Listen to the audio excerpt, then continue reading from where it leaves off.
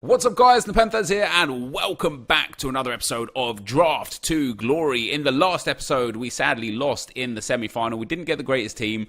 Hopefully today we're going to get a better team. I want to go for a formation with width because getting Ronaldo's, Neymar's, Mbappe's, you got to be able to use them in this game. Not Ronaldo, obviously, he's a striker. But you know what I mean, like the Hazards and stuff. You kind of need the wingers in this game.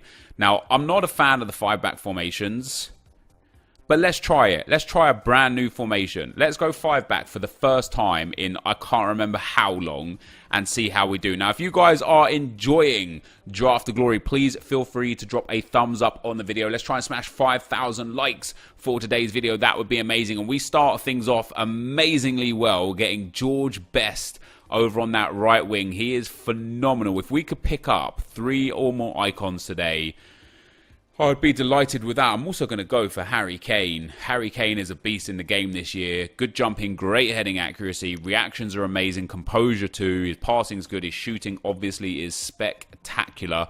And the Premier League is just easy to feed into. So as I say, last draft we didn't do amazing. Ooh, choices.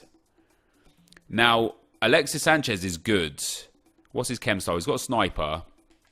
So boost his dribbling and shooting there. He's got good stamp, good jumping, really nice dribbling anyway, good acceleration and pace and good shooting in general. We could also take Sané, who also has a sniper and would be amazing. Obviously, 3-star weak foot is not ideal, but 4-star skill moves is nice. 6 foot tall and absolutely rapid. Alternatively, we could take Neymar, and he is just amazing. Having Neymar and Best in the same team would be great. Of course, we would have to get a Brazilian striker or a French league or PSG striker to link them up, and that would mean Kane goes. I'm tempted to take Sané for that pace, if I'm being perfectly honest. I think that's what we're going to do. What's his stamina? His stamina's quite good, isn't it? 81. What's Sanchez's stamina? 85. What would you guys do here? Neymar is the meta choice. Sané is great. Sanchez is good. Very good. Let's take Sanchez. Let's go for the 88 rated and move into the centre mid spot. Of course, if we get like a Paul Pogba, that would just be absolutely outrageously amazing. We could take Dembele here, a good centre mid with the, what is that, Powerhouse that he's got on there? Yeah, Powerhouse, defending and passing. Actually fantastic for a player of his magnitude. He'll be a really good centre mid, and a Paul Pogba here would be amazing. Whoa, whoa! Is that fixed? That has to be fixed. I've never seen 4 one-to-watch items in a player pick pack before. This has to be fixed. Have you guys ever seen this? I've never seen this. Now, we got 2 options here. Well, 3 options, actually. We could take Witsel. Nice and tall. Soft links to Dembele. 3-star, 4-star, medium. Really well-rounded stats. Obviously, soft links to Best as well. We could take Fred, who gets strong link to Sanchez, which would be a good shout. And then Jorginho, who doesn't get strong link to anyone, but as an Italian could be a good shout. 5'11", 3-star, 4-star. Nice stats. Really weak, generally speaking. Fred as well, nice stats, but also quite weak. Good stamina on Fred, good dribbling. I think I'm going to take Jorginho. He's got a shadow on him as well, so a big boost in defending and a nice big boost in pace. Let's take him. We'll pop him in there. It's not a bad team so far, guys. We're getting some good stuff in here. So in our left-back spot, yeah, I'm glad we did take Jorginho because we don't get a Premier League player and we can pop Crescito in there at left back. Not specifically ideal, but not the worst thing in the world. And then in at right back, some good options here. We could take Florenzi. Not bad. We could take DeMarcos, a very nice card, or we could take Cancelo, also a very nice card.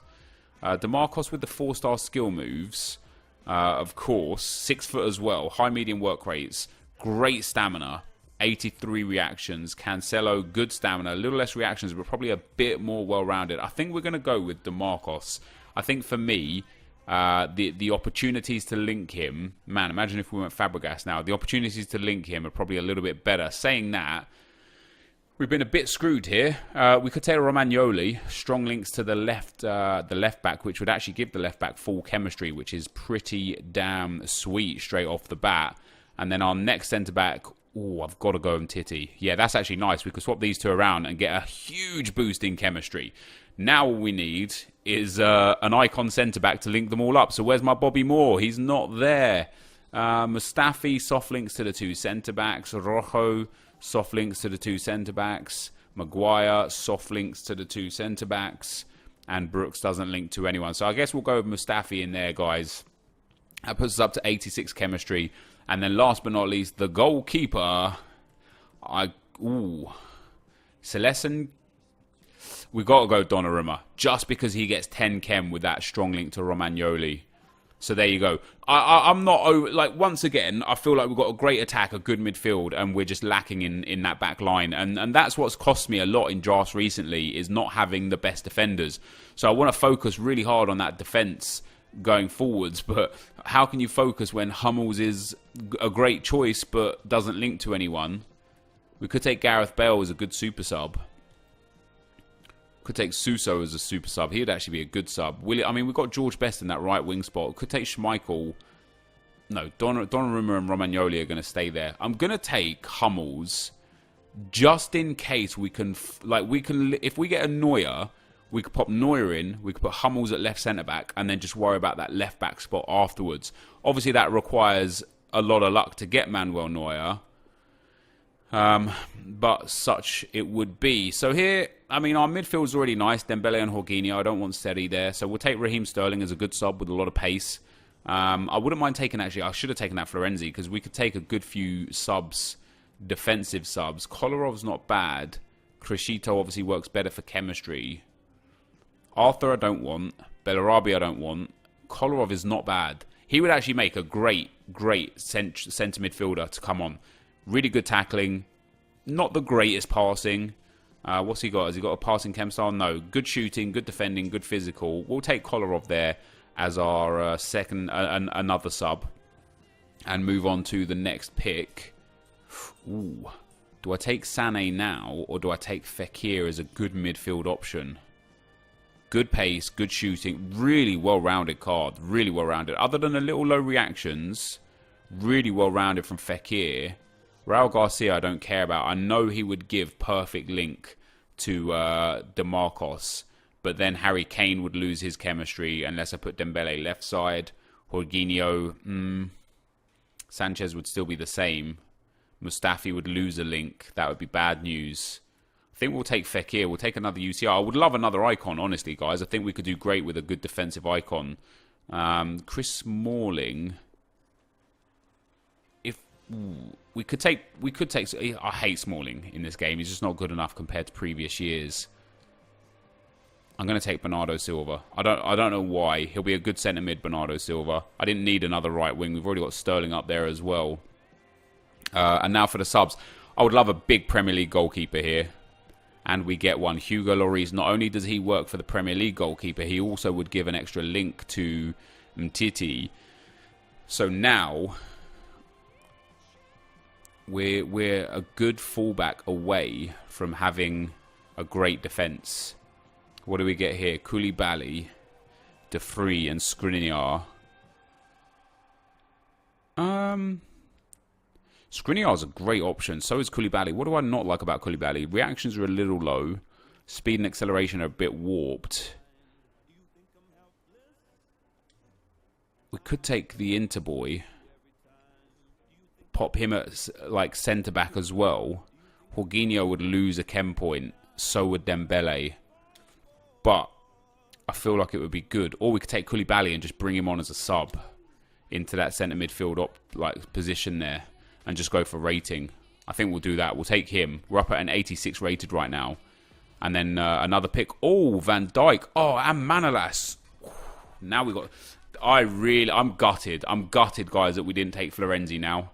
Because we could have taken Florenzi, we could have put in Koulibaly, Manolas and Florenzi and just been done on that back line. That is really disappointing. Manolas in form with a shadow.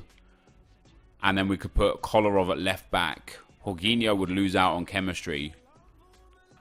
But I think it would be better for the team altogether. Or we could take Van Dijk and pop him at left centre back. Put Lloris in goal. Then we would absolutely require getting a left back from the Premier League in the final pick. I'm going to go with Manolas. as much as I love Van Dijk, I'm going to go Manolas. Hopefully we can get a few more Calcio A midfielders now. Oh, we did. I'll tell you why De Rossi's so big. Sanchez has the chemistry no matter what. Like, he's going to get 7 or 8 chemistry just off of one link off of Kane. De Rossi in at that centre midfield spot. If we then put Romagnoli at centre mid and...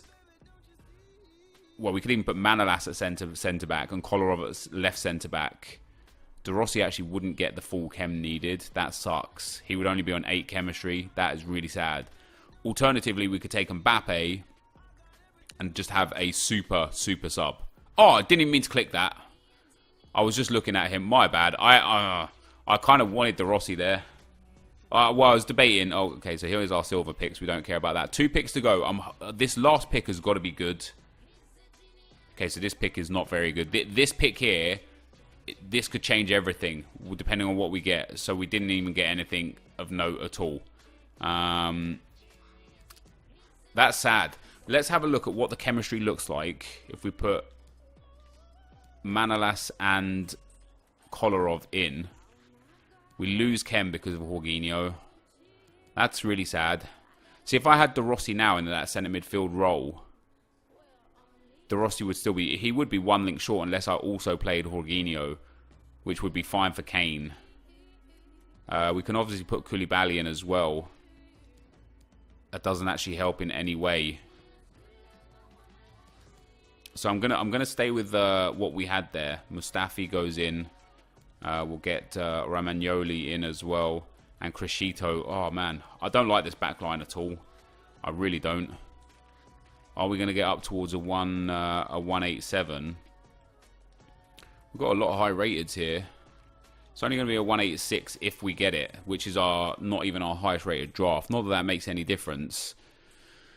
I suppose the question I've got to ask myself is, what do we want? I feel like, personally, Kolarov, Manolas, and Romagnoli, I feel like this is a better setup overall.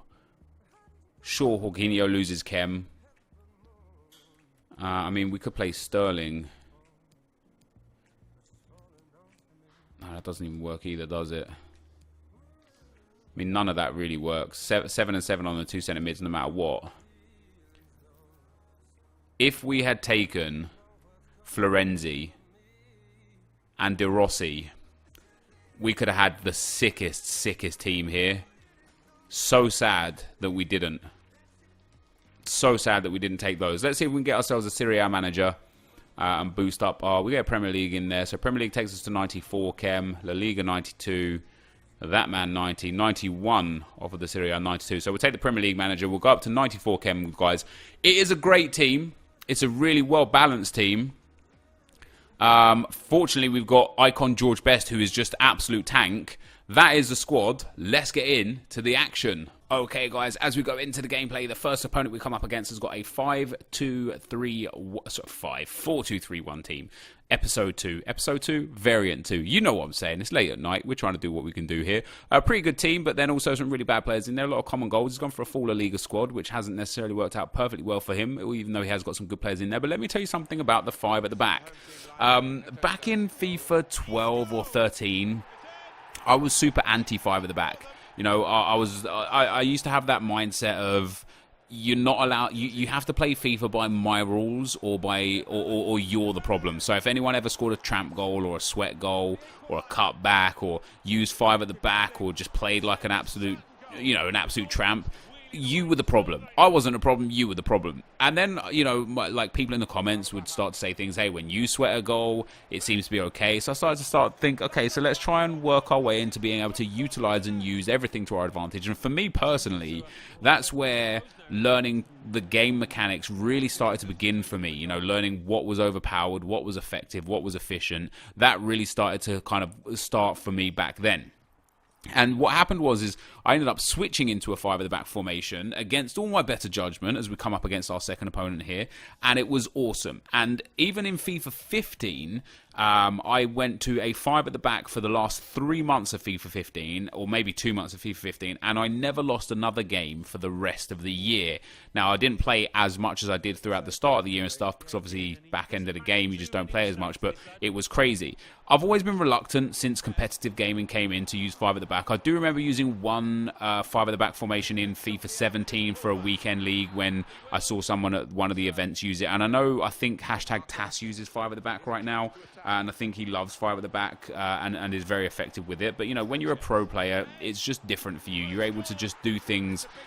Like, you could use the most non-meta formation and probably still get 30 wins if you're a pro player, because you're just that much better than the game and what is meta that you can still do it. So I've always been reluctant to use 5-back formations because mentally I feel like having more opportunities and more midfielders and more attackers is going to give me a better chance to score. However, that's not always the case, as seen by what we're doing here. And what we get out of this 5-back formation is we get such a strong back line, such a strong core to our team, that when we do attack, it's always we basically attack more than normal because we have such a strong back line that just wins us the ball back. And I left that clip in there. Look where we pick up the ball a couple of times. Now this guy ends up scoring off of this, but having 5 flat back is just so overpowered. And so I'm gonna be taking 5 back, I think, a lot more going forwards, because as you guys know, conceding goals and defending in general is one of the biggest problems for me in FIFA. It always has been for a long time, and I've never thought to myself, hey, a remedy for this might be using a 5-back formation. No, I've always switched into formations with 2 CDMs instead of 5 defenders, and I've always kept with 4 at the back basically. Upon using this 5-back formation, I noticed that I just conceded considerably less goals. We conceded 1 goal in the first game from a pot shot, long shot, very early on, and we won that one 2-1. I think the guy cheated in that one as well because he didn't move from kickoff. He waited for the full 35 seconds from the halftime whistle as well. I think he did a no-loss glitch there. So we got a 2-1 win in Game 1. We won 5-1 in Game 2. In Game 3, we didn't concede. Harry Kane scoring a banging goal. And it is a testament to this formation. You know, it was just so overpowered. Having 3 centre-backs at all times, you know, for me, when I make a mistake defensively, I usually use R1 to bring a defender out, or I manually switch into a defender and run them out. When you've got 3 centre-backs instead of 2, you can actually be afforded the luxury as we get our third effective rage quit out of... second effective rage quit out of our third game. Yeah, when you've got so many at the back, look at my possession there. Dominated possession, dominated the chances. And although I had to work hard for these chances and harder for the chances compared to normal because I didn't have as many attackers or midfielders as what I was used to, I really didn't care when I gave up possession because I was just like, whatever, I got 5 there. I'm more than happy to sit here, let this guy have the ball. I know that my AI is going to get an auto block in eventually, or I'm going to be able to switch into a defender to get a good goal. And we end up scoring the first goal there. Great finish with George Best. Lovely little fake shot inside the defender, and a good strong finish there from George Best after 10 minutes. And then just a few minutes later, we go down the right-hand side with Best again. Now, as I said, I am used to having more players for attacking options, so I did have to change my attacking sense slightly. But what happened is that every good chance I got, I ended up taking. Into the second half, you can see there this guy's got a red card. He's kind of just giving up playing here. He's not really trying much. I got another ball here. He tries to foul me again. You can kind of see what's going on here. I end up not missing the shot. The shot gets saved. This guy pauses it. He quits at 2-0. So 3 rage quits out of 4 with the 5-back formation. And man, this formation was great to play with. And I'm very excited to take 5 at the back again and to see basically if this was a one-off fluke or if this formation is actually overpowered. This, though, guys, is going to be the end of the gameplay. Let's get into the pack. Okay, guys, so we end up getting the draft win with the rage quit in the final. This team played very, very well. We made quite a lot of changes during the games. Mats Hummels coming in instead of Romagnoli, and Mbappe coming in instead of Jorginho there. And then a couple of times we also subbed on Koulibaly, brought him in for Dembele. And then, well, let me just show you kind of what it looked like. So Kolarov went into the midfield, and Manolas, of course, with that shadow chem style and getting 10 chem to kick off, he got a big boost up to like, 90, what is it, 15 and 10. So 95 acceleration, 96 sprint speed. So he was okay as a fullback in this team. But just generally speaking, it was nice to play with. You had to play different with the 5-back. You had to play like way slower. And just really pick your moments to go forwards. But as you can see, we've got a 2-1 win, a 5-1 win, a 3-0 win, and a 2-0 win to take home the draw. It's always the worst packs in the world. The beautiful thing about these packs is we will make profit here today. 24 players out of the packs, all gold, of course. We're also going to get ourselves 2 5k packs, and we are going to pick up out of that Nakajima. Not bad. I don't think I've ever packed him before, interestingly enough. So yeah, we will end up getting, some profit here. Hawk Chemstar as well. What are they selling for? Ooh, under 1,000 again. That's not bad. Not bad. We'll make some good coins off of these packs. Unless we hit a big player out of the premium gold player packs, we're not gonna make huge profit. But some profit is better than no profit. And we've actually got a shiny gold player in both of the 5k packs. That is fantastic. I don't know what I've done this year, guys, to deserve such horrific draft rewards on a consistent basis. It has been a long time since... we've got good rewards like 2 times out of 15 drafts. But we have packed some good things over the course of the win. So here's our first 25k player pack. We do get a board. That's always nice. Is it going to be a good one? Spanish. Goalkeeper. It's Pepe Reina. I'd rather have got no board than got him as my board. Unless there's another good 83 in here. That is, Reina's pretty much worthless. João Mario, is he worth anything? No, maybe 1,000. But like even at discard value, guys, we could discard these guys for 5k, the next set for 5k, plus the match coins. And the 2 5k packs. Like what I do love, as I said before, what I do love about this reward is you will not lose money. You will always make money. Even if it's only 3, 4, 5k coins, you will still make money. And here we go with our final premium gold players pack. No walkout. Can we get a second board? No, we cannot. So we end up getting ourselves Kramaric there. I don't think he's too valuable right now, but if I don't have him in the club already, it'll be nice to stack him in there. So there you go, guys. Nothing major out of these rewards here. This is indeed going to be the end of the video. If you did enjoy it, be sure to leave a like, rate, and comment, and subscribe to my channel if you haven't already. But for now, guys, I'm out. Peace.